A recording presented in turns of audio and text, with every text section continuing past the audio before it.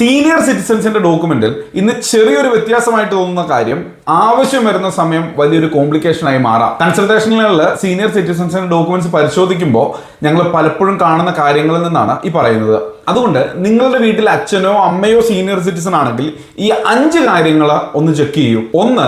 Aadhaar, PAN card, passport, bank, property ഡോക്യുമെന്റ്സിലെ പേര്, date of birth തുടങ്ങിയ പ്രധാന വിവരങ്ങൾ തമ്മിൽ മാച്ച് ചെയ്യുന്നുണ്ടോ? 2. ബാങ്ക് അക്കൗണ്ട്, FD, ഇൻഷുറൻസ്, ഇൻവെസ്റ്റ്മെന്റ്സിൽ നോമിനേഷൻ നൽകിയിട്ടുണ്ടോ? ഉണ്ടെങ്കിൽ വർഷങ്ങൾക്ക് മുമ്പ് നൽകിയ നോമിനേഷൻ ഇപ്പോഴും മാറ്റം ആവശ്യമില്ലാത്തതാണോ? 3.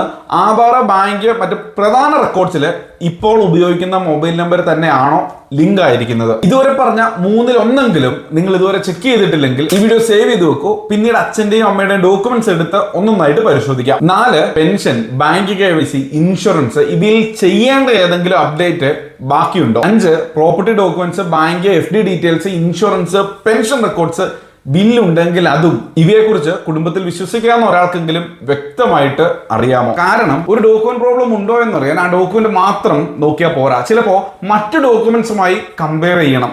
ഏതാണ് ശരിയായ വിവരമെന്ന് കണ്ടെത്തണം. കറക്ഷൻ ആവശ്യമുണ്ടെങ്കിൽ അതിന് വേണ്ട സപ്പോർട്ടിംഗ് ഡോക്യുമെന്റ്സ് ഏതാണെന്നും മനസ്സിലാക്കണം. അതുകൊണ്ടാണ് ഞങ്ങൾ എപ്പോഴും പറയുന്നത്, ഡോക്യുമെന്റ്സ് പരിശോധിക്കാൻ ഏറ്റവും നല്ല സമയം അത് അത്യാവശ്യമായി വരുന്ന ദിവസമല്ല, അതിന് മുമ്പാണ്. നിങ്ങളുടെ പരിചയത്തിൽ സീനിയർ സിറ്റിസൺസ് ഉണ്ടെങ്കിൽ ഈ വീഡിയോ അവരുടെ മക്കൾക്ക് ഷെയർ ചെയ്യുക. സീനിയർ എന്ന് കമന്റ് ചെയ്യൂ.